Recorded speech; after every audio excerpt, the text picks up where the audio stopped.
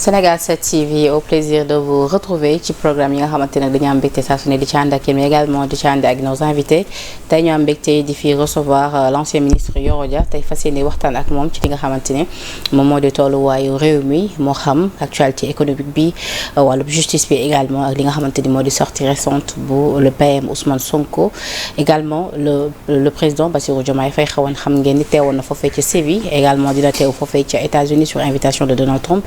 loolu yëpp dina bokk ci ponk yi nar a waxtaane ak xibaar yu laaj tuuti fi nga xamante ni rek moom moo di ci li des ci li nga xamante ni moom moo di réew Sénégal lu ni mel nag tey la ñu fas yéene waxtaane ak Yoro Dia mais également dinañ waxtaane ak livre yi nga xamante ni génne na ko ñu jëm ci li nga xamante ni moo di journée de dédicace bi le 12 juillet foofee ci Harmattan du Sénégal alors monsieur le ministre.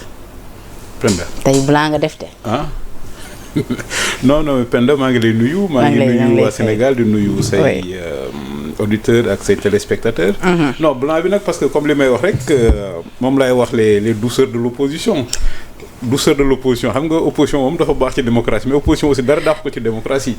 moo tax démocratie système bu baax la parce que boo nekkee di servir l'état est tellement difficile mais après c'est pourquoi alternance mooy respiration naturelle maintenant boo nekkee au pouvoir liggéeyal dëkk bi ba pare après buñ la delloo ci opposition bi li tax foofu delloo ci opposition bi c'est pour que tu te prépares pour mieux revenir ñëwaat avec des solutions innovantes te loolu nag ñu ngi ciy liggéey ñu ngi avancé am nañ ay solutions parce que léegi nag. yéen am ngeen solution. oui ñun lu ñu xamoon moom la Sénégal door a xam dañuy wax souvent que les Sénégalais se sont trompés de bonne foi ou bien les Sénégalais ont été trompés de bonne foi c'est-à-dire jullit nga naxee ko islam du gàcce Sénégalais aussi nga naxee ko patriotisme naxee mbay nga naxee ko patriotisme du gàcce parce que damay wax souvent ñi votel Pastef c'est de bons patriotes c'est-à-dire dañoo bëgg réew mi c'est pour ils ont été trompés de bonne foi damay wax dañoo jógee Pastef dañoo nekk des marchands d'illusion léegi ce sont des marchands de désespoir mais Sénégalais gëmoon nañ leen Sénégalais ils ont été trompés de bonne foi mais l'élite de Pastef ñoom ils se sont pas trompés du tout ñoom ils sont dans leur agenda te li ma seen agenda mooy le détestisme du Sénégal ñoom ndamu Sénégal la ñuy bañ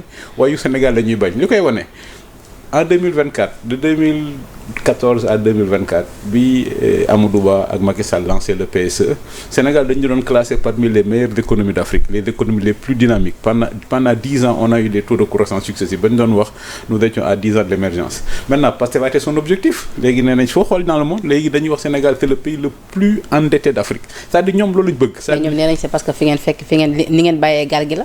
non lañ bàyyi gaal gi kay biñ fi bàyyee gaal gi moom mi ngi doon dox normalement mais Penda pendant 10 ans mënoon na le béton ne ment pas le goudron ne ment pas. d'ailleurs ci sortie Ousmane Sonko bi il l'a rappelé nee na d'accord président yi fi jaar yëpp a ngi dem bàyyi nañ fi det waaye nag yéen seen bopp da cee rawati. déedéet Ablaye Wade bi muy dem 2012 da doon wax bu ngeen falee Macky Sall dans 6 mois duñ fay salaire Senghor bi muy dem moo tax Ousmane Sonko li may wax dafa am problème culture générale c'est-à-dire xamul histoire dëkk bi. mais pourquoi ngeen bàyyeen leen quand même un état en ruine. non mais y a pas d'état en ruine.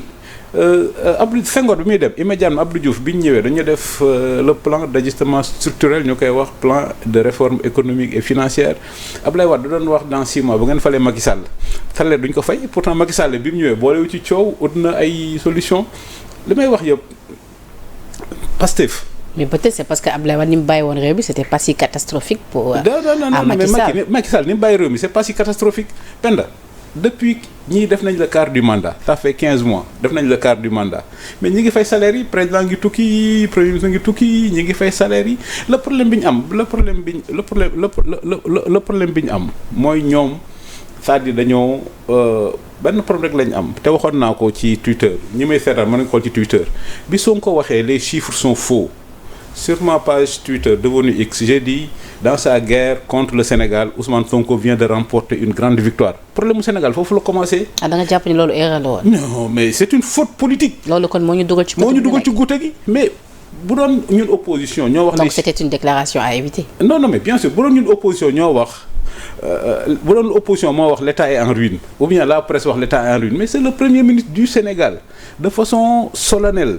Comme on dit à Rome, urbi et orbi, les chiffres sont faux. Quand les chiffres sont faux, c'est pas que Macky Sall a truqué les chiffres, ça veut dire que c'est l'État du Sénégal. C'est l'administration du Sénégal qui est dans le faux. comprendre nga différence. Les chiffres sont faux, ça veut dire que l'état du Sénégal est un état faussaire. Mais Penda kan mooy dugal sa dëkk dans un pays boo xam les chiffres sont faux. FMI wax nañ dëgg da ngeen bëgg ñu continuer génn defal leen xaalis mais donnez-nous les vrais chiffres. mais loolu avant la woon actuellement peut-être loolu mënul tere investisseurs yi ñu ñëw dugal seen xaalis. mais ban investisseur mooy ñëw ci dëkk boo xam ni premier ministre bi nee na les chiffres sont faux premier ministre bi nee na l'état est en ruine loolu boo ko waxee non seulement investisseur bi ñëw mais même le Sénégalais lambda ñi am xaalis bëggoon investir wala bëggoon tabax wala bëggoon nañu toog seen kër garder seen xaalis. ñi ngi ñëw barki dem rek le PM bu mu demee Chine indaale na lu bëri. ah danañ dugal ci jet privé bi.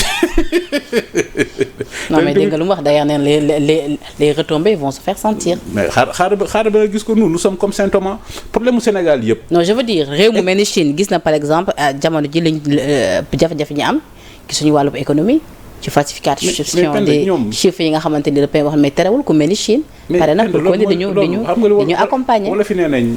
kon lan la yàq. lu wala fi nee nañ non lim yàq mooy problème mu économie Sénégal on s'enfonce depuis ce jour où le premier ministre a dit des chiffres sont faux. mënoo dem ci banque tey yow mënoo dem gis sa banquier bëgg mu lebal la xaalis nga jox ko état financier après nga ne ko les états financiers sont faux après nga ne oui l'état est en ruine. Les chiffres sont faux, l'État est en ruine, la situation du pays est catastrophique et puis tu fais un harcèlement fiscal. Kan mooy ñëw dugal sa xaalis dëkk boo xam ne les chiffres sont faux kan mooy ñëw dugal sa xaalis dëkk boo xam ne on a dit que l'État est en ruine.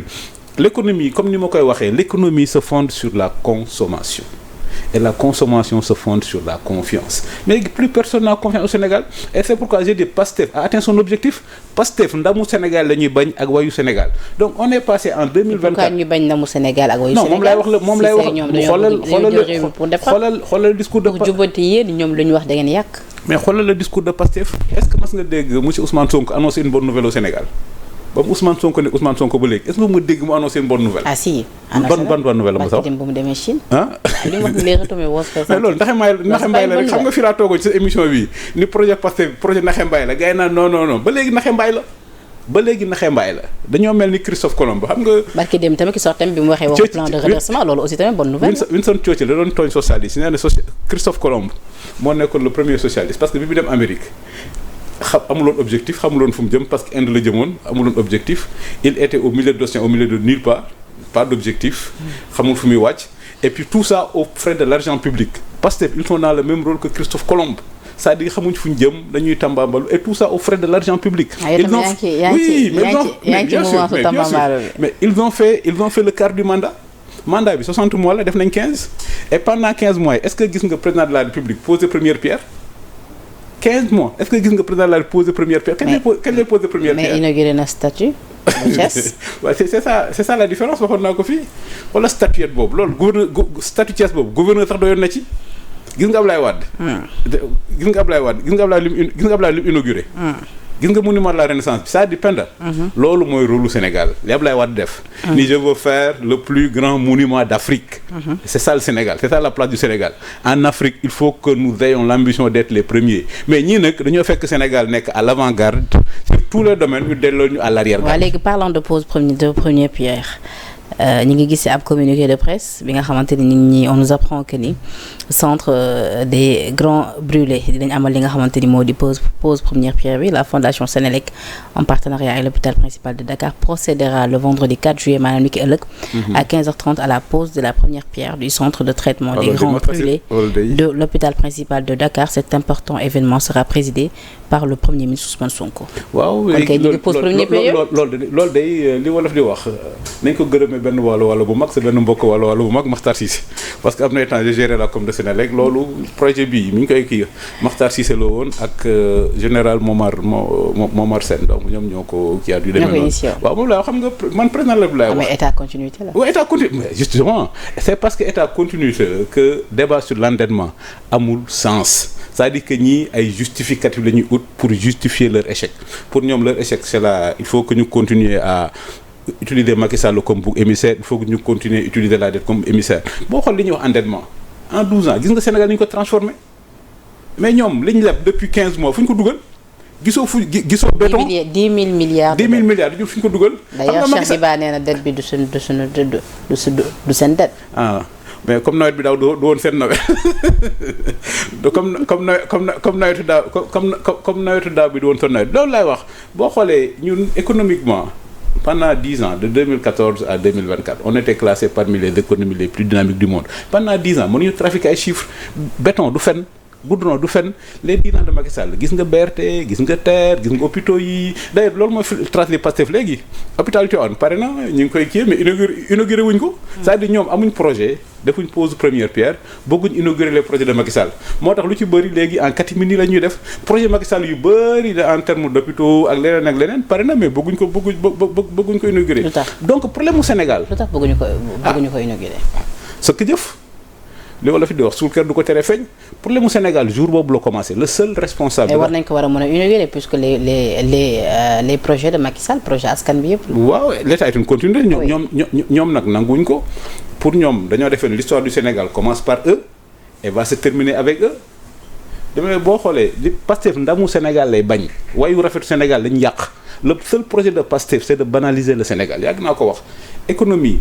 On était à 10 ans de l'émergence ñëpp classé ñu comme étant parmi les économies les plus dynamiques pendant 10 ans 2014 à 2024 yow nga ñëw ni way les chiffres sont faux l'État est en ruine investisseurs yi daw nga créé institut Sénégal amatul investissement amatul liggéey loolu mooy problème pays bi léegi bi su ko waxee les chiffres sont faux c'est le début de la descente aux enfers du Sénégal te pareegul les chiffres sont faux c'est extrêmement grave tu accuses ton l'État dont tu es le chef de l'administration le chef du gouvernement tu dis que c'est faux mais investisseurs yi dañuy dem FMI ñëwatul li manqué woon mooy le économie interne tu as tué l'économie interne avec le BTP tu arrêtes tous les travaux comme je dis le projet de Pastef c'est l'égalité dans la pauvreté ñoom ils veulent démocratiser le ndóol Sénégal yëpp ndóol kenn bañu am dara mais ñun nag projet bi ñu am d'ailleurs avant muy dem Chine araftu woon naa ko ni ko boo demee Chine bul dem ci Mao waaw demal ci Deng Xiaoping parce que Mao voulait l'égalité dans la pauvreté c'est Deng Xiaoping qui a fait développer la Chine dem na ci Mao finalement gis nga dem na ci Mao ak li may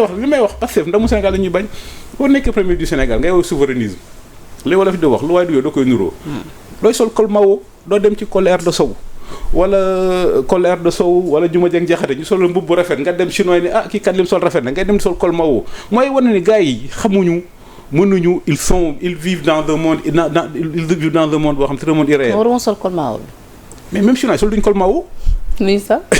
costume cravate yow nga ni souverainiste nga da ngaa gëm sa bopp fonk sa bopp gisoo bi fi kii ñëwee Pastef moom lay wax la détestation du Sénégal bi fi Jean-Luc Mélenchon ñëw gis nga li Sonko soloon mel ni Moro Naba bi fi Jean-Luc Mélenchon ñëwee gis nga li mu soloon affaire boobu mu soloon accoutrement bizarre boobu mel ni Moro Naba ñoom c'est-à-dire c'est la détestation du Sénégal économiquement ils nous ont fait passer d'un pays mais boobu il représentait quand même tamit le panafricanisme. waaw le panafricanisme nga commencé ci sa bopp le panafricanisme xam nga Sénégal li ñu xamee dans ci Afrique élégance ak esthétisme boo demee Paris kan la ñuy wax en matière d'élégance ku ñuy wax Pam Ndiaye un tailleur sénégalais Pam Ndiaye fii Afrique dañ doon wax même ñoom Bongo ñoom Sassou Nguesso ñoom ñëpp fii lañ leen daan solee Sénégal ak les tailleurs sénégalais yow nga nekk premier du Sénégal nga war a développer loolu ngay dem Chine sol affaire col Mao mais col Mao gisul nga ku ko sol même Mao solo même chinois yi solatuñ ko gis nga président chinois est-ce que da nga ko gis mu sol col Mao loolu la dañ boo xool économiquement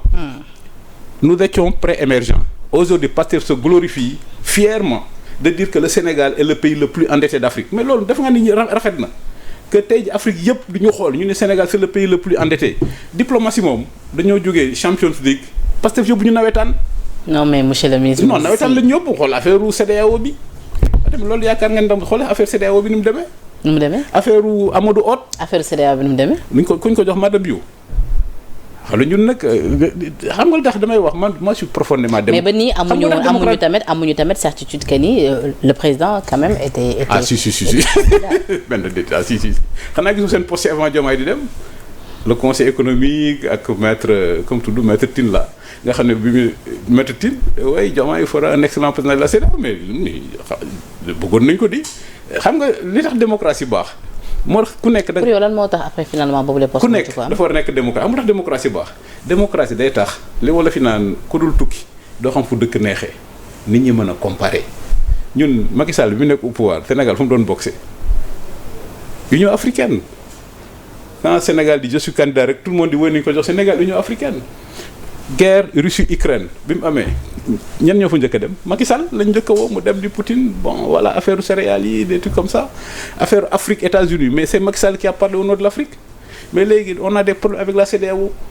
Amadou Hott nekk candidat il avait l'un des meilleurs profils ñaata voilà et c'est pourquoi damay wax. mais Amadou Hott a quand même remercié l'État du Sénégal. oui mais ça c'est la diplomatie il ne peut que les remercier mais ça veut dire que léegi loolu mooy nawetaan.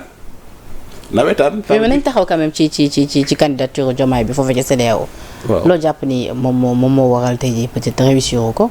mais li ko jàpp mooy bu ñu gisee waa CEDEAO foofu dañoo gis ni Sénégal que finalement le Sénégal est devenu de fait un régime parlementaire que le président n'a pas de pouvoir c'est le premier ministre qui a les pouvoirs et CEDEAO c'est une association de chefs d'État de président de la République donc lu tax ñuy jox CEDEAO quelqu'un koo xam il ne prend pas les décisions chez lui après ñu gis premier ministre dem Chine dañuy wax l'État est organisé il y a des domaines régaliens les domaines régaliens la défense la politique extérieure ce sont des domaines régaliens du président de la République mais le premier ministre c'est approprier ces domaines donc pourquoi ñuy jox CEDEAO quelqu'un boo xam ni un président boo xam ni chez lui c'est le premier ministre qui décide alors que c'est à l'encontre des textes. non loolu yéen a ko wax. moo am ce sont les faits.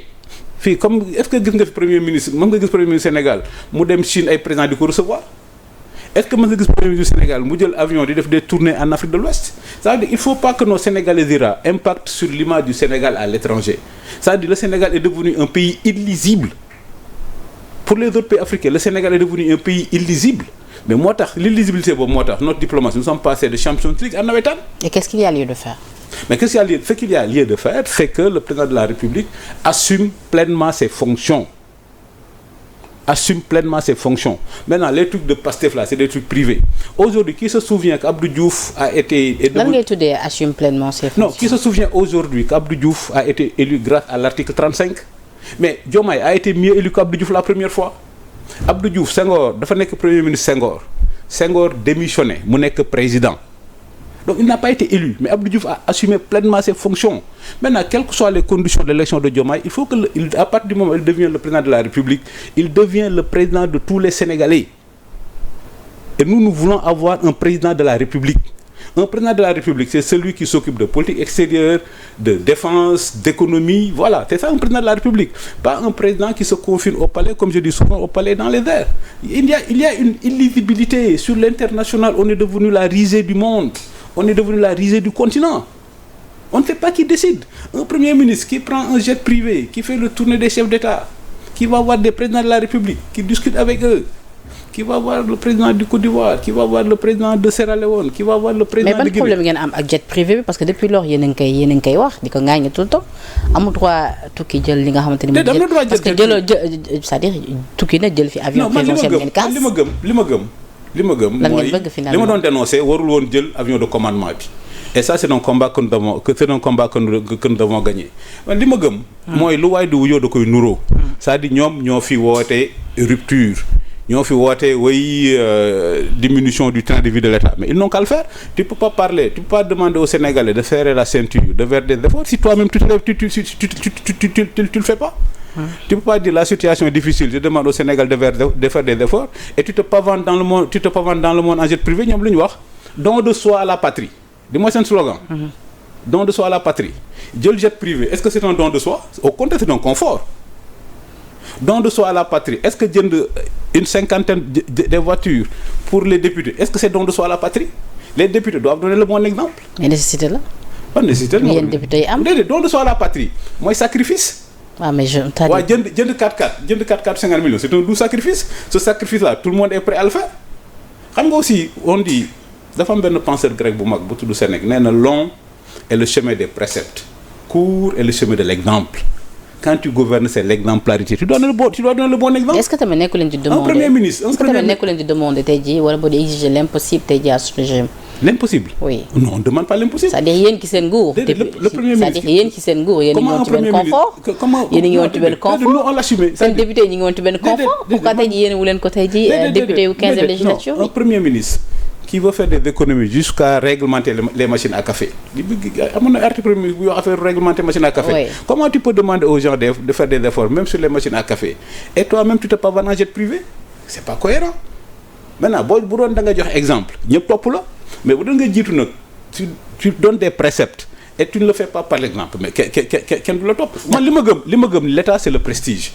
L'état c'est le prestige. Président de la République am na avion si les moyens du Sénégal le permettent mën nañ am benn flotte pour le président ak pour le premier ministre. Mais comme ñoom nee nañ l'état est en ruine. ñoom ñoo wax l'état est en ruine donc si l'état est en ruine comment le premier ministre peut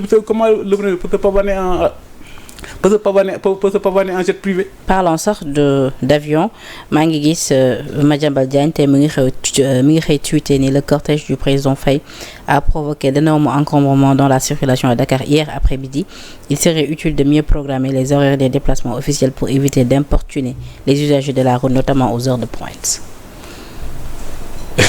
Non Madiambal sama grand mais aussi bon président aussi bu ñibbisee c'est normal. mais nee na war nañ ko war a mën a gën a organiser sinon dafay causer li nga xam ne ay embouteillage. waaw mais loolu la gendarmerie le fait bien c'est le président de la République il revient de voyage donc c'est tout à fait donc c'est ça l'État donc on suppose que le président de la République qui est le président de tous les Sénégalais travaille pour l'intérêt général et c'est pourquoi et puis on lui aménage un certain nombre de privilèges arrêter la circulation parce que c'est ça aussi l'État.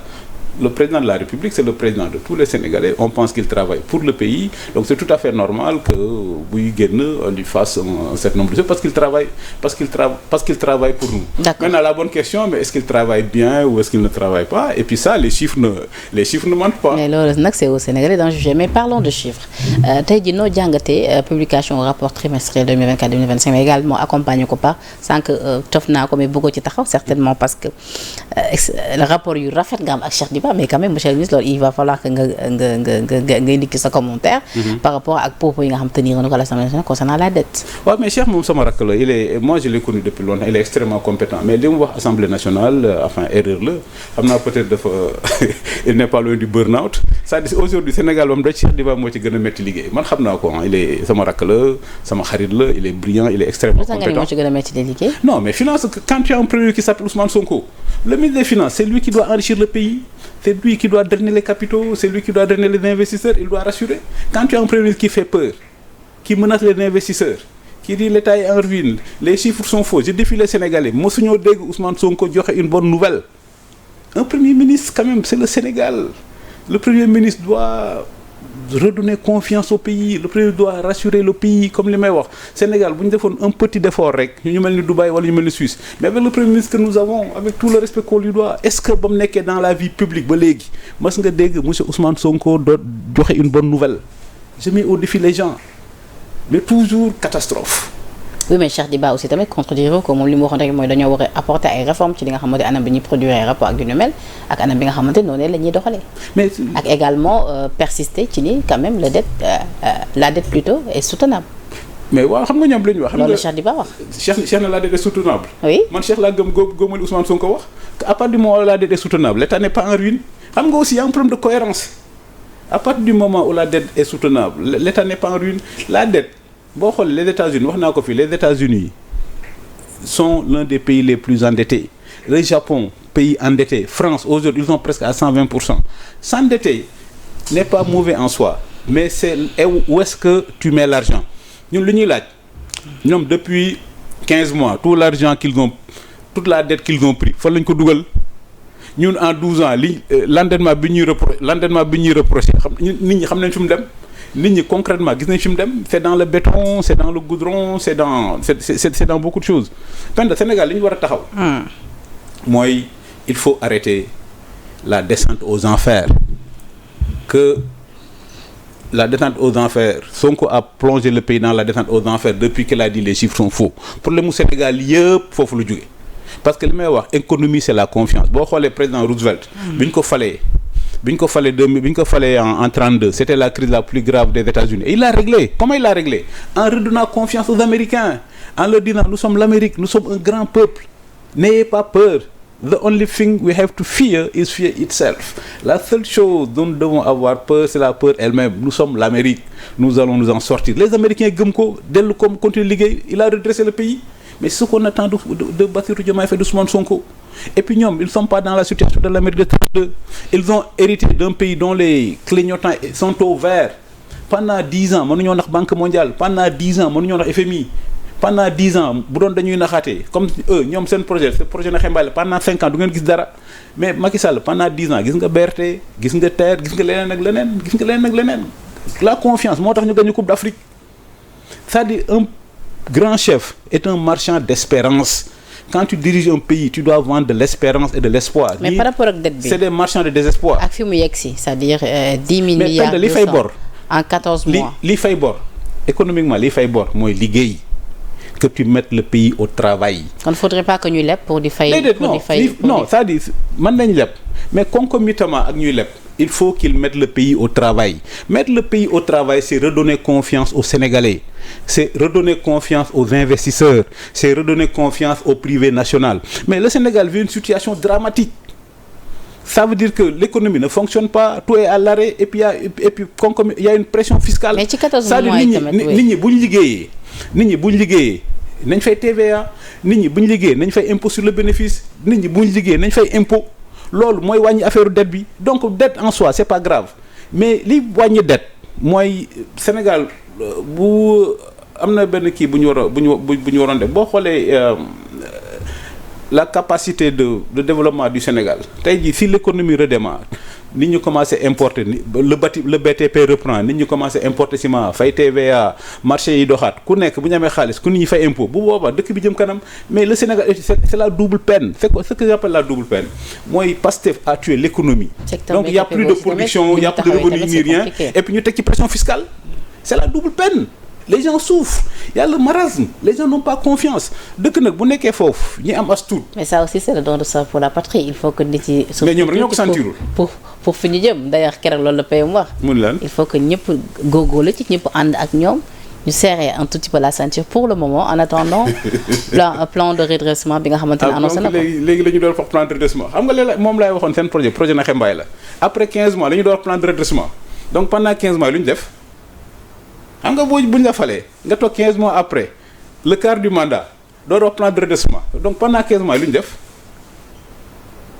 à part oui Macky Sall ñoom dañuy dem ba 2029 naan Macky Sall 15 mois après ñu ni plan de redressement lan mooy plan de redressement ana plan de redressement li mel daf ñuy permettre sax ñu dugg directement ci li nga xamante ni moo di sortie Ousmane Sonko bi l'autre jour ginnaaw ba mu dellu see foofee ca Chine ginnaaw également ba ñu gisee ab vidéo am devenu plus tard viral bi mu doon wax naan yàlla baax ba ndax nekkul yàlla xam tax. yàlla bëgg na Sénégal Penda yàlla bëgg Sénégal.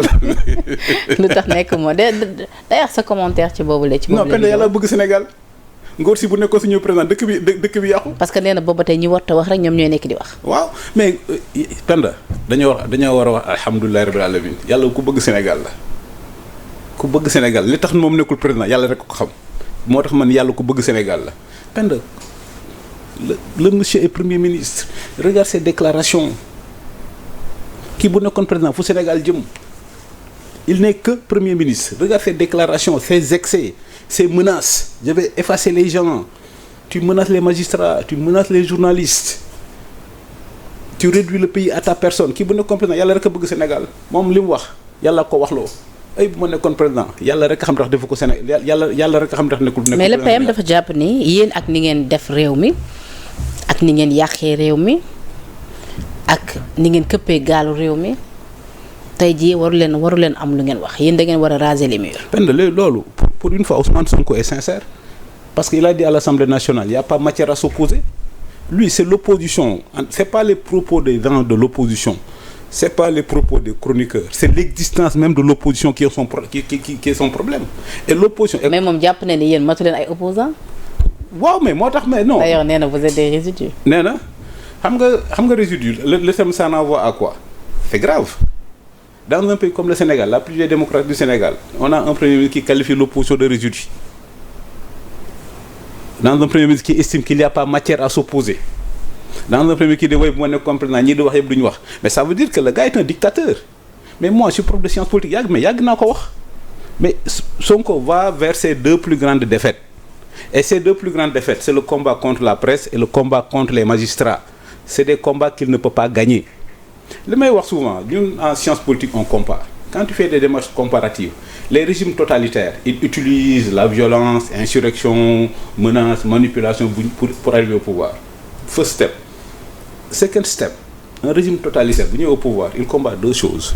la presse et le droit qu'il faut la Pastef tout le temps yi maintenant c'est là où ils vont avoir leurs 2 plus grandes défaites bañ fi ñëwee ba léegi 15 mois boobu ba léegi est-ce que tax na la liberté de presse reculer est-ce que tax na nit ñi noppi l'écosystème du Sénégal fait que une dictature wala un régime totalitaire est impossible mais il cherche à effacer des chroniqueurs mais chaque fois qu'il efface des chroniqueurs mais d'autres chroniqueurs reviennent. J'en profite d'ailleurs pour avoir une pensée pour Abdou Nguer, pour Bassir Fofana, pour Moustapha Diakhaté, et avec un message particulier pour Grand Moustapha. Elle va suivre l'émission.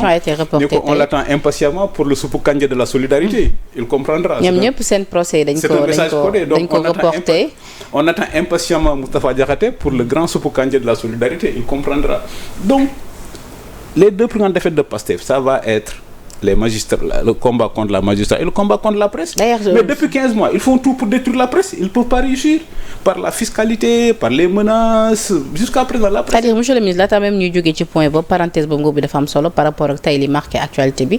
Beaucoup de audition Abdou Nguer, ça a été reporté, ginaaw grève bi nga xamanteni greffier ñi ngi koy amal fan yépp audition également procès également bu Moustapha Diakhaté dañ ko reporté waat également bu Bachir Fofana tamit verdict bi dañ ko reporté lu ni mel yépp d'une façon générale non, le seul projet de Pastef, par contre, le seul projet de Pastef, c'est ça. Aujourd'hui, le grand combat, c'est museler la presse et domestiquer la magistrature. Et ce sont 2 combats qu'ils vont perdre. Tous pratiquement. La presse a été un rempart la presse a été un rempart pour Pastef. La presse va être le dernier tremplin. Là, a été un tremplin pour Pastef. La presse va être le rempart pour sauver la démocratie. Les magistrats aussi. Mais regarde la sortie du Premier ministre contre les magistrats. Quand même, pour un pays de démocratie, il aurait dû démissionner immédiatement. Il aurait dû démissionner ou être démis de ses fonctions. Quand même, un Premier ministre, le chef de l'administration, le chef du gouvernement, qui commande des décisions de justice. Mais nous partageons avec moi, gis beaucoup comme ni Pape Alé Niang gis nga poste. Ouais, mais comme nous partageons, c'est des citoyens ordinaires. Pape Alé est un citoyen ordinaire, il a le droit de partager ce qu'il veut. Mais quand même, c'est monsieur le Premier du Sénégal. Le chef du gouvernement. Mais mon nène, il sait faire la part des choses entre le PM, le citoyen simple, et le président de parti. Mais bi muy wax ni way bu ma woowee procureur général man maay premier ministre du Sénégal mooy procureur général comme ko jàpp ko da ko war a jàpp il parle en tant que quoi et puis même loolu ay dóor la boo xoolee magistrats yi ñii laay le problème de Pastef ça veut dire li may wax ñoom ndamu Sénégal la ñuy bañ ak ce qui fait l'exception sénégalaise et la magistrature fait partie des fondamentaux de l'exception sénégalaise Penda mais moom magistrats yi ñoo ko sauvé de 2021 jusqu'à 2024, quand il a eu le problème avec l'État, ce sont les magistrats qui l'ont sauvé.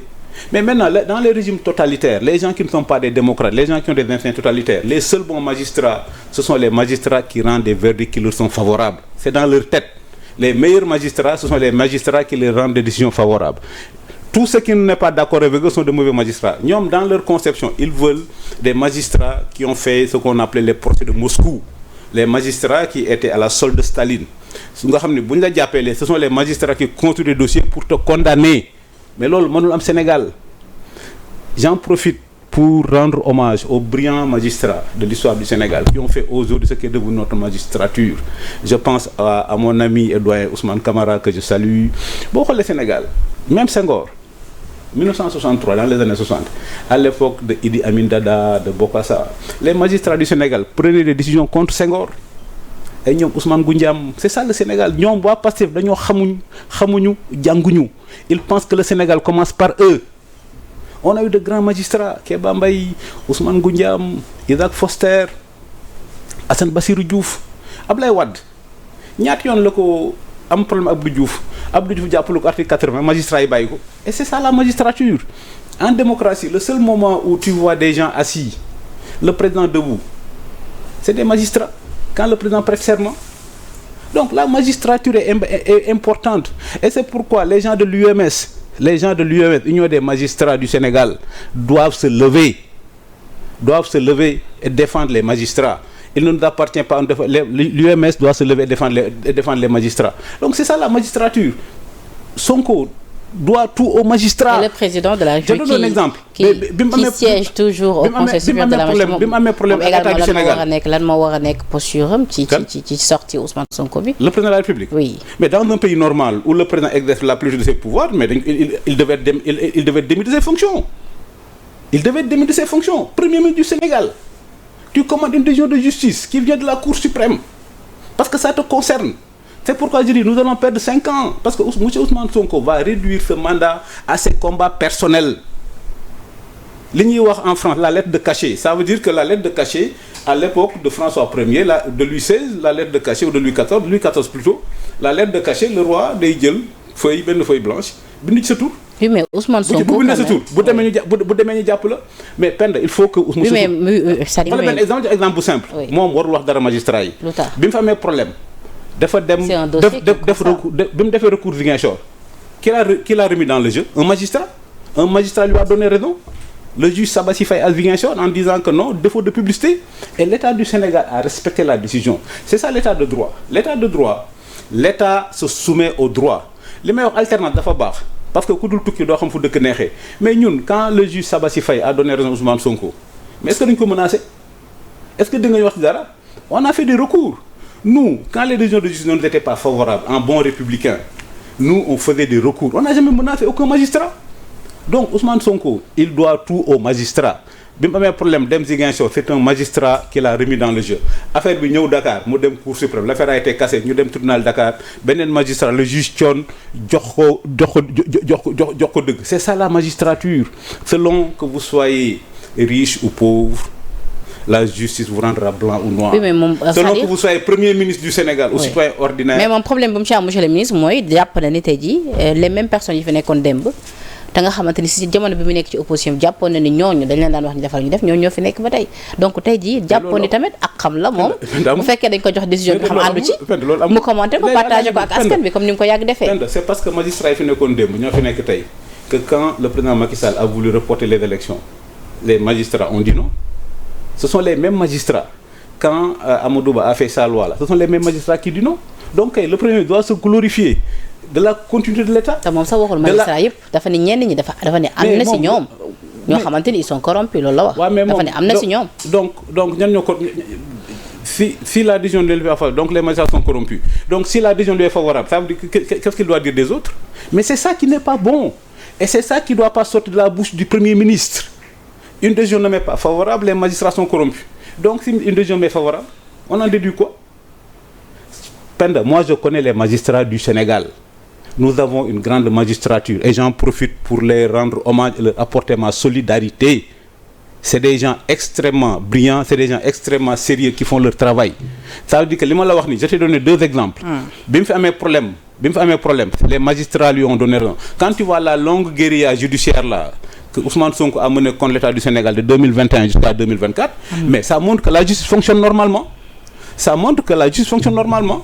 Moom bu demee am une décision au niveau central mu dem saisir le juge de Ziguinchor, le juge annule la décision et l'État du Sénégal se soumet à la décision. léegi nag il compte pas se laisser faire parce que nee na jot na li nga xamante ni moo di rapport bi. rapport mi ngi ak moom brandir na ko nee na dinañ ko publier également nee na dina saisir. ses avocats vont saisir le ministre de la justice pour ñu ubbiwaat boobule dossier. Il peut saisir toutes les juridictions qu'il veut, ça ne nous dérange pas, ça ne peut pas nous déranger. Pourquoi? Nous, ce qui nous dérange, c'est quand il dit rien ni personne ne peut m'empêcher de se présenter. Ça. Pourquoi loolu déranger la. Mais parce que moo tax xam nga premier ministre waxam dafa war a sacré mais moom di moo fi waxoon avant la présidentielle sur France 24. Que si je ne suis pas candidat il va y avoir un chaos indescriptible non yaa ngi fàttaliku France 24. Si je ne suis pas candidat il va y avoir un chaos indescriptible est-ce qu'il a été candidat 2024 bi est-ce qu'il a été candidat. Non. Est-ce qu'il y a eu un chaos indescriptible.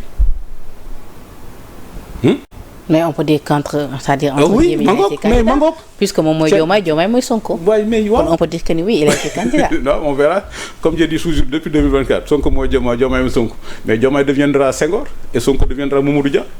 Aduna affaire yaa ngi suñu kanam nañ seetaan rek c'est-à-dire il peut saisir toutes les juridictions qu'il veut. L'état de droit aussi c'est la judiciarisation des conflits politiques il peut saisir toutes les juridictions qu'il veut mais en tant que premier ministre il doit se soumettre aux décisions de justice il n'a pas le choix. Oui mais c'est-à-dire dossier boobu suñ ko biwaatee démb dama fi recevoir un juriste mu may expliquer situation bi nu mu mën a demee nee na comme dafa am élément bu yees muy projet muy rapport bi. waaw neen lu ni mel bu fekkee ni ci lañ sukkandiku bu ubbiwaat boobu le dossier. et que après plus tard ñu jox li nga xamante ni dëgg moo di c'est-à-dire seetal deram ci ni ko waaw d'accord diffamé woo kenn. neen lu ni mel mën nañ ko yóbbu assemblée nationale. haute cour de justice boobaa moom mooy statuer et dans ce cas-là Mame Mbaye Niang mën nañ ko wóoluwaat. mais ça c'est des spéculations. Mame Mbaye Niang c'est pas li ma dégg le premier ministre bi ma gis c'est pas un problème de droit. Moi je suis un grand lecteur de Freud, c'est un problème psychologique. Jusqu'à présent Ousmane Sonko ne digère pas le fait de ne pas être notre président. moo ko teg boppam. Il n'a qu'à s'apprendre à lui-même. C'est lui qui a été condamné pour diffamation. bi mu demee si lu mu wax si j'étais votre président yàlla rek a xam moo tax c'est psychologique. Ça veut dire que là, je dis au monsieur le Premier ministre, s'il a un bon ami psychanalyste, on n'a qu'à le mettre sur un divan. Mais monsieur le ministre xam nga la moom a jaaxal da ngeen yàgg soutenir ni rapport amul rapport Prodac amul Mame Mbaye Niang ci boo xam yàgg wax ni amul benn rapport bu ko xamante ni moom moo ko épinglé mais pourtant Ousmane Sonko moom génnee na rapport Prodac. da nga ko gis. non nee na après dinañ ko publier mais yëkkati na ko. yëkkati na ko comme sa livre bi. nii rapport baa ngi nii fekk naa ko sama table. mais pour l'instant affaire bi. Il a perdu en première instance. Il a perdu en appel. Il a perdu en cassation. Il a introduit un rabat d'arrêt. Il a perdu. Moi, je suis fier des magistrats du Sénégal. Je suis fier des magistrats du Sénégal. Je suis fier de ces magistrats qui continuent à faire le travail. Le temps de la justice n'est pas le temps de la politique. Le temps de la justice, le temps n'est pas de la politique. Je le répète souvent. La justice est le seul service de l'État qui porte le nom d'une vertu. Justice. Ce n'est pas parce qu'il est devenu Premier ministre que les juges doivent changer d'avis. Mais concernant son éligibilité, juriste yi nee nañu oui, il reste éligible parce que loolu loi d'amnistie bi da ko couvrir. Tu sais, le droit est la seule science où les gens sont convenus de ne pas être d'accord. Tu sais, le droit, c'est pas des mathématiques. Le droit, c'est pas des mathématiques, c'est pourquoi quand il y a un procès, chacun a un avocat. Mais finalement, donc le droit est un conflit d'interprétation. Mais finalement, donc, loi d'amnistie bi si amal na leen njëriñ puisque loi d'amnistie dina leen permettre. ndax nga ñeme ko wax. Oui. moo tax xam nga ñun biñu ne dañuy ding loi d'amnistie ñu biñu ne dañuy ding loi d'amnistie buñu gars yi dañuy ding loi d'amnistie bi li fi waxoon ay dóor la ana loi d'amnistie bi ñoom quand la loi d'amnistie les arrange ñu d'accord sur la loi d'amnistie maintenant quand ils sont devant leurs militants et pour faire de la manipulation nous sommes contre la loi d'amnistie. Nous sommes contre la loi d'amnistie. Tu as dû faire la remarque. Affaire Cour suprême bi rabat d'arrêt bi ils ont invoqué la loi d'amnistie. te ñoom nañ bëgguñ loi d'amnistie. li ñuy wax rek il faut pas que bëgguñu ko waaye tamit loi bi couvrir na ko donc. waaw mais il faut pas normal que ñu évoqué ko. il faut pas que monsieur Ousmane Sonko confonde. D'ailleurs lu ni mel moo ko may mu présenté woon comme candidat ci législative yi législative bi nga xam d'ailleurs mi ngi rappelé ki sortem bi que ni dafa suspendre mandat mais démissionné wul à l'Assemblée. waaw mais man li may wax rek c'est le problème de Ousmane Sonko. rappel boobu également ban le problème de monsieur Ousmane Sonko c'est que c'est un problème psychologique. ay mbokkam ak ay xaritam s'ils ont un bon psychanalyste comme Serigne Mor Mbaye ou Mamadou Mbodj nañ ko yóbbu ñu tërlu ko sur un divan de Freud comme ça mu tout ce qu'il a refoulé parce qu'il n'a pas été candidat à la présidentielle parce qu'il n'est pas président du Sénégal c'est ça qui le traumatise quand tu vois son discours loolu la am bu gisoo am na temps ba mu demee assemblée nationale chaise bi ñu ko tegal ak yu demee noonu chaise bu ngand boobu la chaise dantesque là la chaise dantesque ba demee si naan ay bu ma nekkoon président dans sa déclaration de politique générale waxaat na ko mais c'est ça qui intéresse dans la psychanalyse c'est l'inconscient qui remonte subitement à la conscience bi muy wax way bu ma nekkoon président mais vraiment li ma nekk ni il s'est rattrapé automatiquement li ma nekk ni premier ministre sax d'ailleurs moo ma gënal. mais monsieur le ministre en tant que politologue tey jii noo jàngatee rappel boobu mu def c'est-à-dire yow rappel boobu mu def l'autre jour ci ni dafa suspendre li nga xamante ni moo di son mandat à l'Assemblée nationale. Mais peut-être je sais pas je peux pas faire d'interprétation peut-être il a son point il a son agenda mais nous en tant que républicains ce qui nous tient à cœur c'est l'état de droit. Mais tu es d'accord quand même avec les juristes que ni Sonko reste éligible. Non, et que oui il a raison élection bu jot day bokk. Non je sais pas parce que la Cour suprême a confirmé son éligibilité maintenant il va faire un recours yu demee noonu je sais pas moi ce qui m'intéresse c'est pas les spéculations juridiques moi ce qui m'intéresse c'est l'état de droit et l'état de droit la Cour suprême a montré que nous sommes dans un état de droit la Cour suprême montre carrément au Premier ministre que vous n'êtes pas au-dessus des lois. D'accord beneen coow tamit polémique bu ci amaat ba ma gis dem réplique maître Moussa Diop.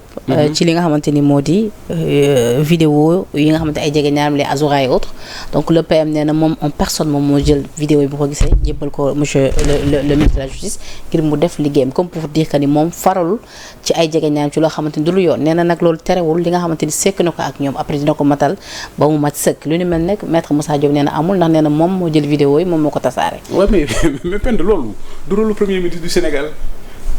Premier ministre Sénégal il doit s'occuper de l'intérêt général c'est le même Ousmane Sonko moo taxaw ni man maay premier ministre moo woowee ministre de la justice ñi ko jàppal diw dal na war a jàpp mais il rend pas service au ministre de la justice les sorties de Sonko créent une suspicion légitime sur les décisions de justice Sonko n'aide pas les magistrats bu premier ministre taxawee ni way bu ma waxee ça veut dire que moom laa dox la lettre de cachet le roi de France avait le pouvoir bu jëlee benn feuille bind ci turu nit donc y a pas d'enquête ni rien dañ lay jàpp le premier li mu def ci la déclaration pendant la campagne électorale c'est une lettre de cachet man premier ministre le ministre de la justice faut pas qu'il pense que il a une fonction judiciaire il a une fonction politique bu ma ko ne jàppal nit dafa war a jàpp nit donc qu'est-ce qu'on peut penser de notre justice heureusement qu'il y a des magistrats heureusement qu'il y a les magistrats du siège et la cour suprême là heureusement que la cour suprême est là bi ñu fi teree voyager Mansour Faye bi ñu demee cour suprême la cour suprême a dit s'il n'y a pas de procédure pendante contre mais laissez-le voyager et c'est ça la démocratie ne peut pas fonctionner sans une justice. mais ndax tey jii mënuñu saluer tey jii quand même la posture du PM bu ñu ko déggee tey jii ay ñoo xamante ne ay doomam lañu teralul bi ñu defee du yoon moom mu jël jébbal leen justice. mais Penda. loolu si rupture la non mais Penda. est-ce que loolu ci seen nguur yéen doon ngeen ko def même le fait de le dire c'est pas bon pour la justice ça veut dire que la justice n'est pas indépendante.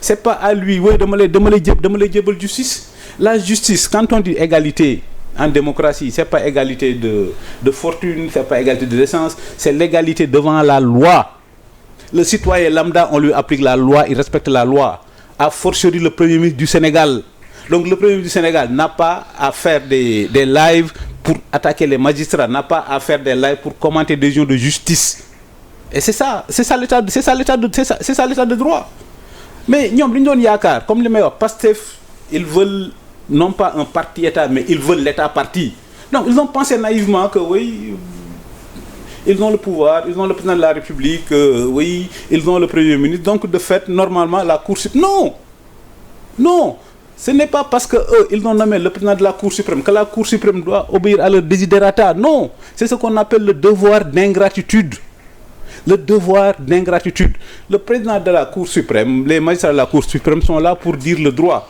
et ce qui se passe au Sénégal boo xoolee ñun il y a des décisions de justice qui nous ont été favorables il y a des justices qui nous ont été défavorables parce que quand il était dans l'opposition quand une décision de justice leur était favorable il prenait le magistrat qui avait pris la décision pour des héros et malheureusement pour les magistrats je suis pas sûr que les magistrats étaient demandeurs quand une décision de justice n'avait pas été favorable ils menaçaient les magistrats mais nous quand une décision ne nous était pas favorable on faisait des recours mais eux aujourd'hui ils sont arrivés au pouvoir mais ils ont gardé leur mauvaise habitude et donc comme je dis j'en profite pour encourager et féliciter tous les magistrats du Sénégal si le Sénégal est une exception démocratique c'est parce que au-delà comme li ma koy wax Senghor Ablaye Wade les deux poumons de l'exception démocratique sénégalaise il y a aussi des magistrats qui ont fait leur rôle. D'accord. Et chaque fois que l'État légal au Sénégal chaque fois que l'État légal a exagéré notamment sous Abdou Diouf contre Ablaye Wade les magistrats ont rétabli l'équilibre Ablaye Wade ñaata lañu ko jàpp juge yi bàyyi ko juge yi bàyyi ko Ousmane Sonko combien de fois quand il était opposant les juges lui ont donné raison. Donc soo ko doon conseiller tey jii ci sortem bi donc doon wax ni ko mënoon na ko éviter. mais comme dafa jógee Chine notre premier dafa jógee Chine un proverbe chinois dit avant d'ouvrir la bouche et Ousmane Sonko doit savoir ça comme day jógee Chine les Chinois disent que avant d'ouvrir la bouche assure-toi que ce que tu as à dire est plus beau que le silence et ce qu'il a dit. oui bu ñu waxee ñuy jéem a nax ni ñu naan oui il parle en tant que mais quand même c'est le premier du Sénégal. léegi ci plan de redressement bi nga xamante ne annoncé na ko ngir ñu gën a mun a yëngatu ci li nga xamante ni moo di jafe-jafe askan bi mais nee na laata loolu également il va falloir constituer les responsabilités ci ñi nga xamante ni yéen ñi yoroon nguur gi te doxale nii peut-être dëppoowul ak li nga xamante ni loolu lañ doon xaat ci yéen. yoon def ci bu baax a baax li nga xamante ni moo di taxawaay bu mu ca war a am rawatina assemblée nationale yu ni mel cib tënk ci nuñ ko mën a jàngatee. ci ni ma ko waxee. yow ban gis nga ci am mais pour citer kon dafa mel ni jeexagul de. redressement bi. sa gars yi moom à ce rythme là baa duñ jeex monsieur le ministre. Madou. sa gars yi. à ce rythme là. waaw baa duñ jeex. jeex ci la. pour citer. mais non redressement bi ñuy wax ça doit être dans le cœur. Mansour déglu nañ ko ba ma nga fële. waaw mais. Sophie Gladima tamit ma nga fee. di xaar Sophie a contesté Mansour a contesté Sophie a contesté Mansour a contesté. c'est ça aussi ma nga fee. waaw mais c'est ça l'état de droit ça veut dire qu'il y a la présomption d'innocence jusqu'au moment où l'on parle ces personnes dont vous parlez. Ndeye Saly placé sous contrôle judiciaire. waaw mais jusqu'au moment où l'on parle jusqu'au moment où l'on parle ces gens-là sont présumés être innocents. Oui. Maintenant la justice va dire s'ils sont coupables. C'est pas au Premier ministre de faire le procureur. C'est pas au Premier ministre il n'est pas le procureur. C'est le Premier ministre. Donc il doit se hisser à la grandeur de ses fonctions, à la retenue, à la réserve qu'exigent ses fonctions. Jusqu'à présent mes anciens collègues du gouvernement. il a rappelé li ngeen def. waaw. ni ngeen bàyyi réew mi ak yeneen donte ne nee na c'est pas pour se victimiser. mais il ne fait que ça moom laa wax c'est psychologique mais le problème du Sénégal aujourd'hui l'économie est en lambeaux ça veut dire que tout le monde le sent parce que le mal que Pastef a fait au pays c'est même pas l'économie c'est pas détruire l'économie c'est pas détruire notre démocratie c'est pas détruire notre diplomatie le mal le plus profond il l'a insufflé dans le cœur des Sénégalais c'est le ressentiment lan mooy ressentiment c'est-à-dire temps yi dëkk bi bëggatuñ ko tekki dëkk bi bëggatuñ ko am dëkk bi bëggatuñ ko excellence dëkk bi bëggatuñ lu baax parce que am dëkk bu normal la classe moyenne dafa war a aspirer atteindre l'élite boo nekkee ci quartier gis sa benn grand bu tekki da nga dem ci grand mu nekk sa grand mu wan la yoon bi mais ressentiment mooy grand bi tekki na damay xaar émeute am ma taal këram wala ma taal otoom grand bi tekki na mais forcément dafa sàcc wala mu jaay drogue et c'est ça que Pastef a insufflé dans le cœur des Sénégalais et ce mal-là oui. C'est un mal profond et au même moment et c'est ce mal-là qui fait que l'économie ne fonctionne pas boy yi jeunes yi au lieu ñu jéem a ñafe créer des trucs comme ça ils sont dans le ressentiment est comme un poison que tu donnes à quelqu'un xolam di bon donc les gens de Pastef la solution facile c'est d'expliquer aux boys oui si vous êtes pauvre si vous avez des difficultés c'est parce que ñii la et c'est ça le populisme ça veut dire c'est opposer une partie de l'élite au peuple dëkk buy jox boo xool États-Unis pourquoi États-Unis ñoom ñoo gën a développé ci àdduna bi les États-Unis adorent leurs milliardaires Macky Sall nag moom duñ ko may Sonko du ko may dara États-Unis ils adorent leurs milliardaires tey maa ngi xëy les États-Unis adorent les gens qui réussissent mais Pastef ici a appris aux jeunes à détester les gens qui réussissent à détester les Sénégalais qui sont brillants à détester les Sénégalais qui sont excellents mais xoolal dëkk bi chaque fois que tu vois un Sénégalais brillant quelque part à la télé ou ailleurs il y a quelqu'un qui dit je le connais bien du ci teg lu baax c'est ce ressentiment là c'est le poison du ressentiment là redressement foofu la war a commencer et comme je dis Pastef veut l'égalité dans la pauvreté parce que c'est une économie du ressentiment. D'accord. Nous voulons l'équité dans la prospérité. D'accord léegi au moment où ñu ngi ñuy rappeler di ngeen bàyyi réew mi ak le président Macky Sall au même moment la ñu lire ce matin suñu naataango yu nekk ci l'Observateur titré ci Macky Sall ma lire la ko commenté ko. nee nañ l'ombre portée de Macky Sall sur la scène internationale l'influence persistante d'un ex-chef d'État le Sénégal aurait pu mieux capitaliser sur son expertise da nga ci ànd ak ñoom. waaw mais gis nga li ñuy wax ñoom c'est-à-dire nit ñi Sénégal aussi passif foofu moo xam ne Sénégalais aussi am nañ xel. les 12 ans de Macky Sall ak les 12 ans de Macky Sall ak les 12 ans d'Ablaye Wade c'est des périodes glorieuses de grandeur loolu laay wax boo xoolee Ablaye Wade quand la différence entre Ablaye Wade ak Pastef Ablaye Wade quand il a remplacé Abdou Diouf il a vendu l'espoir il faut travailler encore travailler toujours travailler Ablaye Wade moo indi milliards dans le débat public ça Ablaye Wade nous a insufflé le culte de la grandeur Ablaye Wade moo fi commencé autoroute Macky Sall ñëw continuer ko xoolal le Sénégal comment le Sénégal a changé avec Macky Sall et Ablaye Wade en 24 ans on était pré-émergent donc Pastef ñoom c'est un bond en arrière. tàmbale fi tamit AIBD ngeen ñëw eggali. Ça veut dire que AIBD c'était quoi la philosophie d'Ablaye Wade oui nous devons avoir l'un des plus grands aéroports d'Afrique le monument de la Renaissance nous devons avoir l'un des plus grands monuments au monde c'est ça un pays Macky Sall bi mu ñëw loolu la continuer mais ñii bëgguñ loolu est-ce que mës nga dégg un grand projet de Pastef quelque chose de grand la grandeur dañoo bëgg d'abord jubbanti liñ fi fekk. mais Penda boo génnee aéroport. après nag boo génnee aéroport. doo ko liggéey boo génnee aéroport Dia. ci wàññi def jubal jubbanti déggoo ko. boo gisee génne aéroport ñu def fa ju mais jubal xam nga lan la c'est une méthode c'est pas de la vision jubal jubbanti méthode la c'est pas de la vision. oui mais méthode boobu moo leen di yóbbu ci Sénégal 2050 bi ñu bëgg. waaw mais méthode boobu waaw mais méthode tam moo vision doo xam foo jëm déet Penda ñi amuñ vision. boo amee vision da ngay ñëw dëkk bi. waaye yow vision Sénégal 2050 bi xanaa gisoo ko. non mais loolu projet Naxe Mbaye la mais di bu ñëwee kañ lañ ñëw xam nga dañoo waxoon le projet a été écrit par 4000 cadres ñu ñëw avril li may leen ñu ba octobre mais génnewuñ ko octobre donc loolu la ñuy wax Naxe Mbaye boo déggee wolof mooy Naxe Mbaye xam nga Naxe Mbaye mooy ñëpp nga tu crées l'espoir tu suis l'espoir balaa dernière minute nga leen Naxe Mbaye.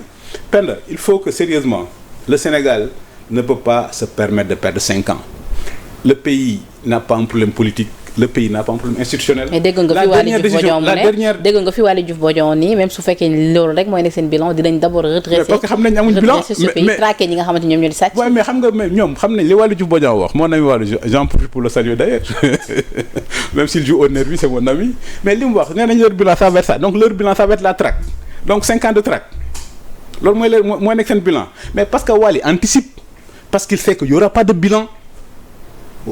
Pour une fois Waly Diouf dit quelque chose de sensé il anticipe parce qu'il sait qu'il y aura pas de bilan bu doon loolu rek moo fi nekk loolu rek pour ñoom loolu rek doy na bilan Sénégal lañ xaar est-ce qu'ils ont été élus pour ça ils ont vendu de l'espoir. Penda le seul problème du pays c'est l'économie le Sénégal ne doit pas perdre 5 ans am na temps on était en compétition avec la Côte d'Ivoire raw nañu.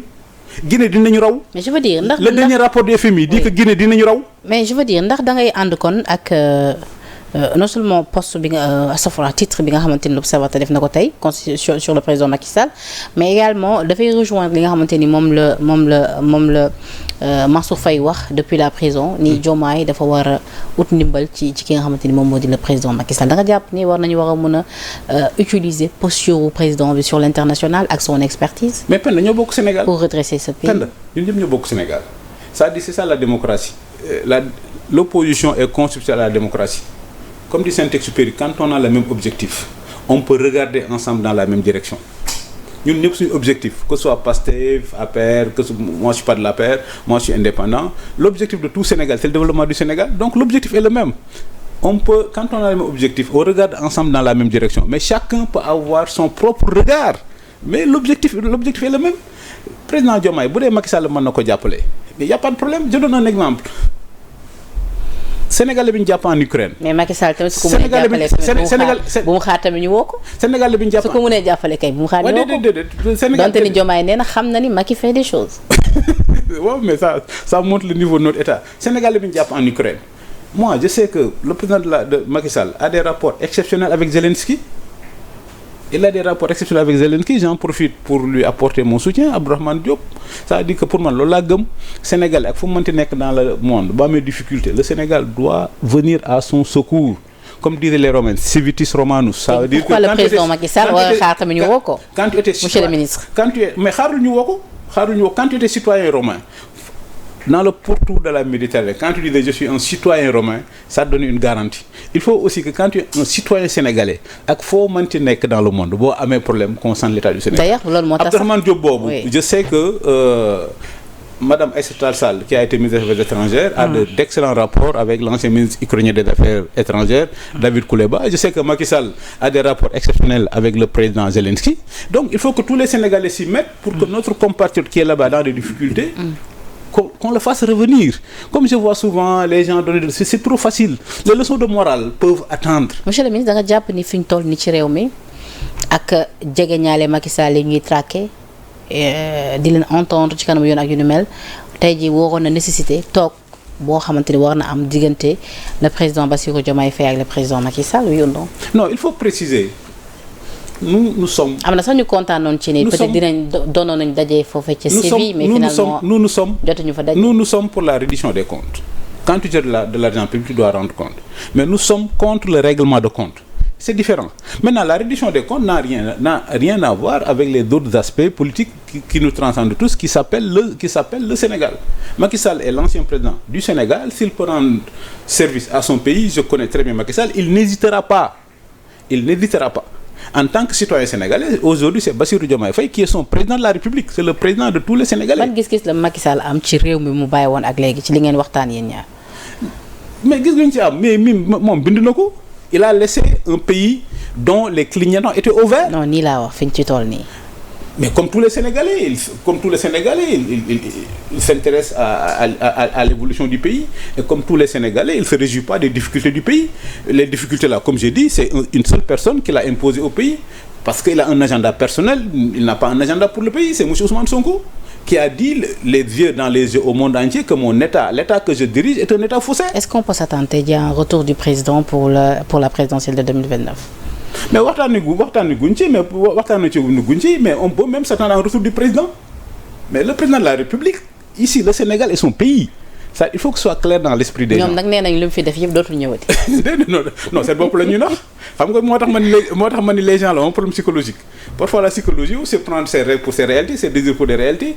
Le président Macky Sall a voulu appliquer, parce qu'un pays, c'est des traditions, la jurisprudence Senghor. Senghor, quand il n'a plus été président, pour ne pas gêner Abdou Diouf, il est parti. Pendant un certain moment.